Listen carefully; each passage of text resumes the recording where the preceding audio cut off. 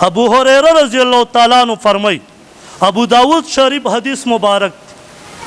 و یو صحابي قسم او خوړو په پلار باندې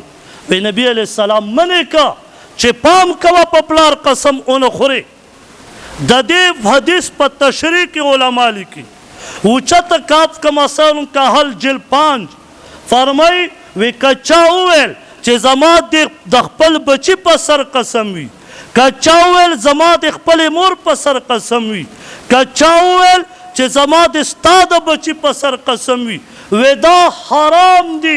او کچا ول حلال اول په کافر کیږي دا مشرک هم د کنه دا خپل وای هم د کنه ولید دین په نبی علیہ السلام قسم نشي خوړی په جمعه قسم نشي خوړی قسم به صرف په الله خوري رب کعبه به دی باندې مې د قسم په کعبه به خوري خو الله نوم به پکې یاده مسلمان نن ما او تا قسم د بچی سر تراوړه دا یاد اوساته خوره